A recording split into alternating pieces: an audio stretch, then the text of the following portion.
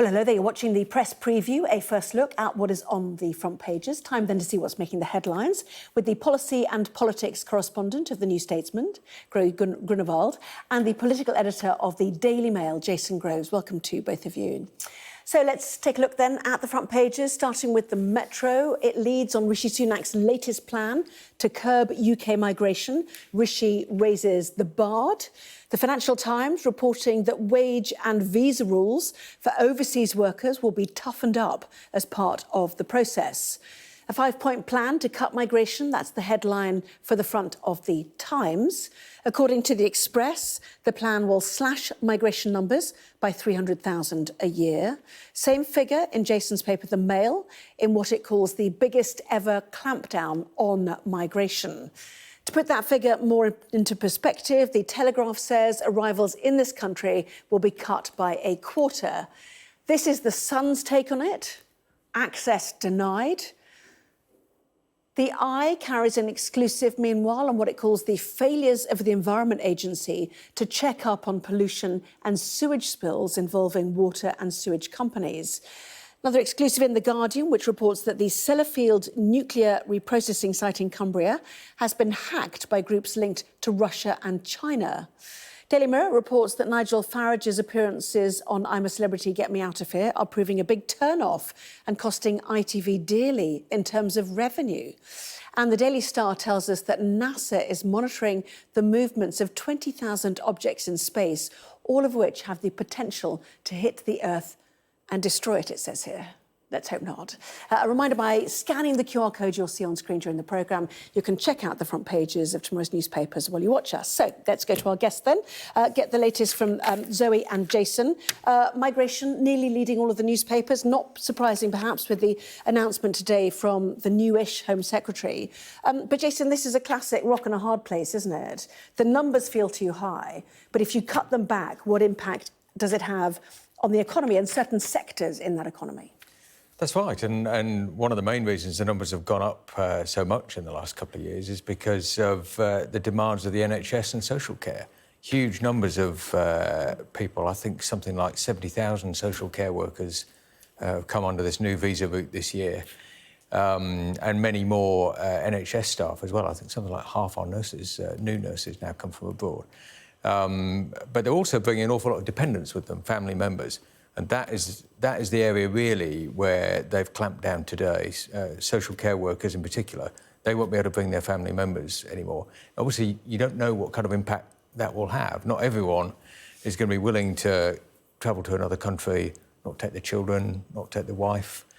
But of course, some people are single as well. And the government seems to think there's so much demand for these jobs that actually they'll be able to keep things going. And the social care sector, has to be said, don't agree. And in the front of the Financial Times tonight, you've got people like Christine McAnay, General Secretary of Unison, saying it's going to spell a total disaster for the social care sector. So opinions divided. Yeah, and there is real concern, isn't there, about social care specifically. I think it was more than 1 in 10 jobs were vacant, effectively 11% or so, when this sort of policy was brought in. So, you know, will you attract enough with the skills to do these jobs from abroad if you can't bring your dependents with you?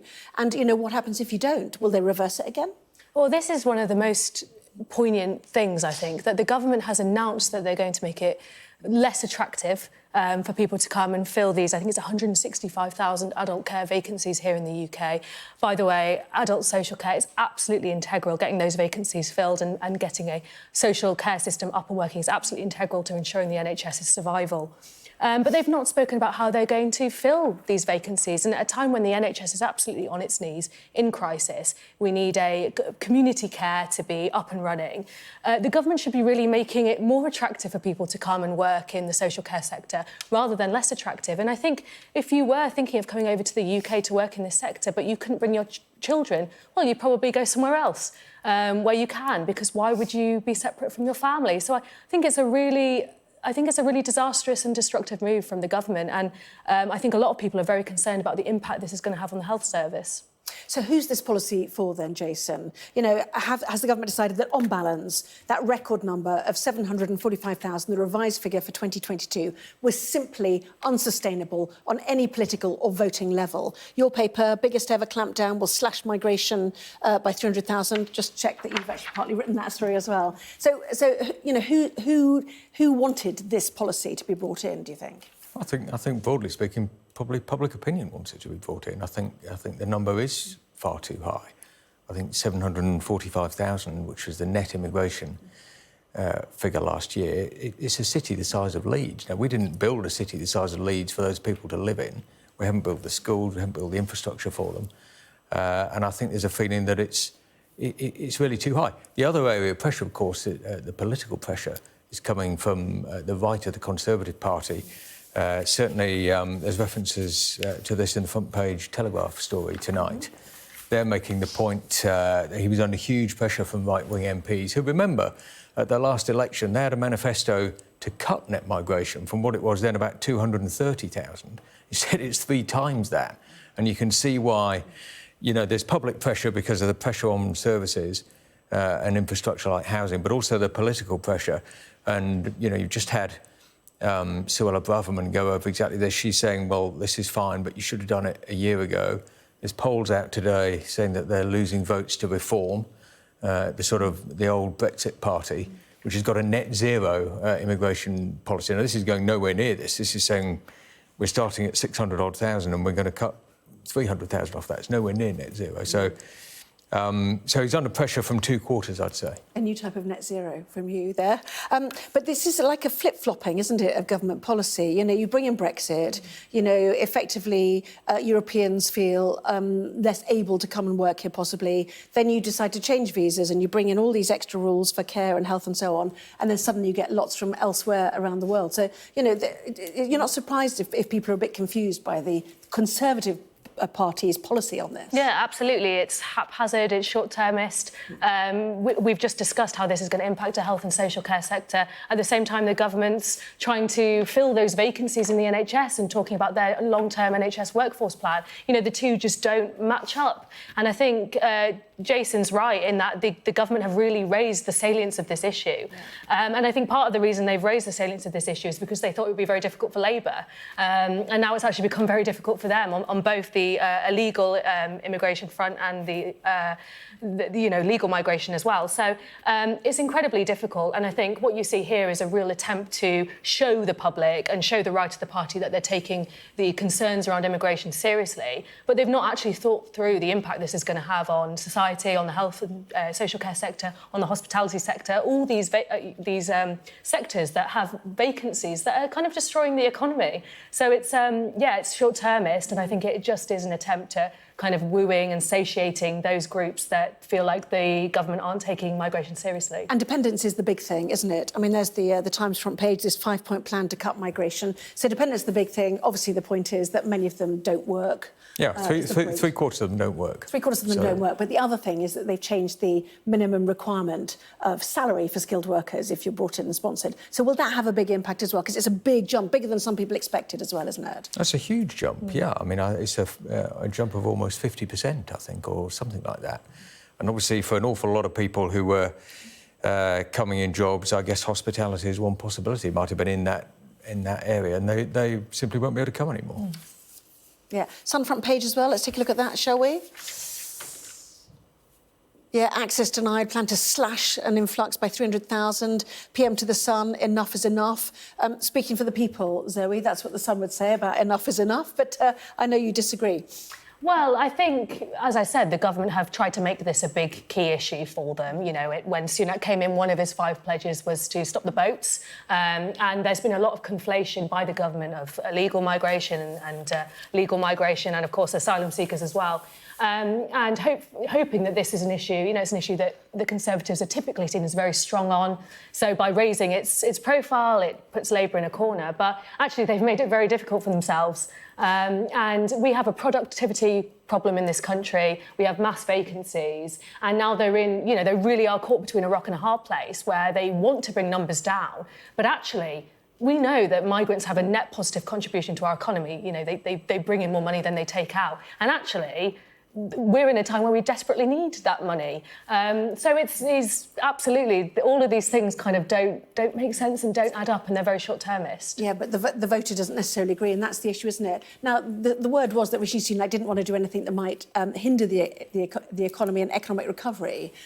Was there a cabinet battle over this, do you think? Because the move is, if it's 300,000, it has a big impact, doesn't it?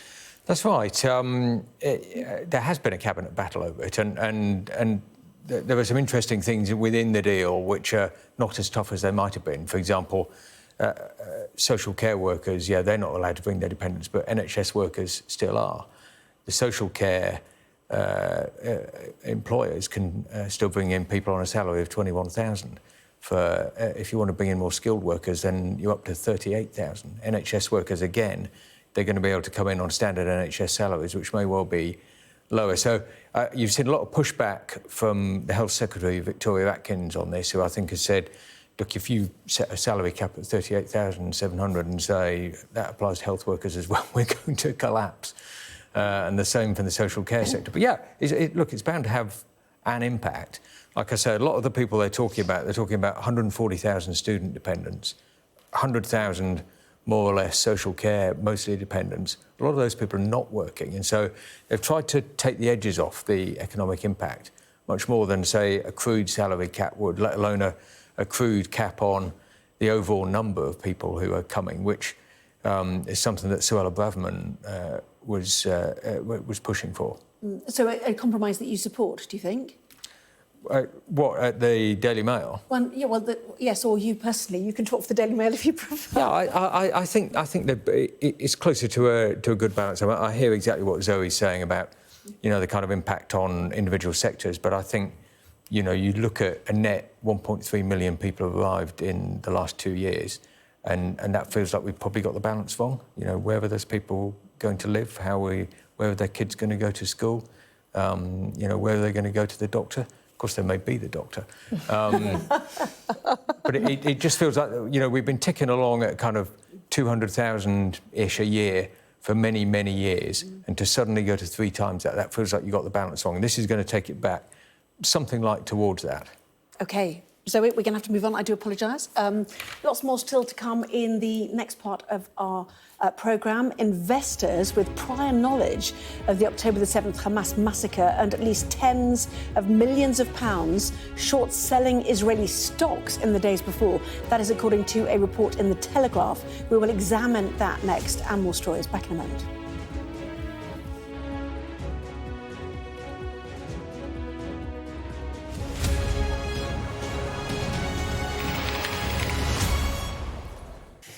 Well, welcome back. You are watching the press preview. With me this evening, the policy and politics correspondent of the New Statesman, Zoë Grünewald, and the political editor of the Daily Mail, Jason Groves. Welcome back to both of you. Let's go to a story on the front page of the Daily Telegraph that people with knowledge or prior knowledge of the Hamas terror attacks on southern Israel on October the 7th made millions.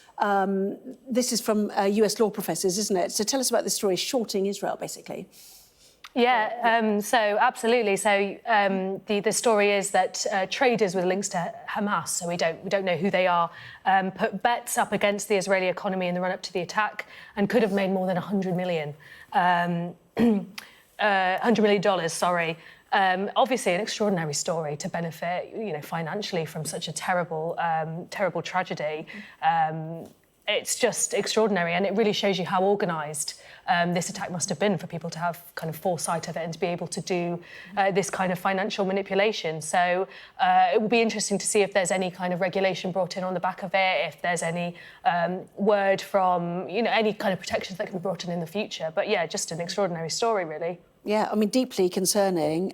Significant short selling of shares leading up to the massacre is what these US law professors found. The report did not name the investors. The report said they were understood to be informed traders anticipating and profiting from the Hamas attack. And Israel is currently investigating. Fascinating. Let's go to, or continue our coverage of that. The Turkish leader accusing Netanyahu of being a war criminal. Gaza strikes intensifying. Gaza being divided into zones. Jason, people being told to move again from their homes. Yeah, that's right. The sort of second phase of this this war against Gaza is a little bit different. In the first wave, people in the north were just told to go south. Now people in the south are being told to go east, west, north, south, all over the place. And I think the reason for that is because the Americans have been pressing them to try and reduce the civilian casualties. So they're hitting much more targeted areas. But obviously, if you're in one of those areas, you may have to move 3, 4, 5 times, and they're only promising you safer zones to move to. So that's stepping up, and as it steps up, you can see some politicians in the region getting really extremely angry now, and Erdogan, who's a powerful leader in the region, obviously a NATO ally of ours as well, warning here that he thinks Netanyahu should be tried at The Hague for war crimes in the same way as the former Serbian president, Slobodan Milosevic. He says really it's equivalent to that. And it just shows how hard this is going to become over time to sort of hold the kind of West together. I mean, Turkey straddles the East and the West. But you're seeing it here now as well. You know, the Americans are getting worried about the civilian casualties. We're getting worried. And we'll see more of this.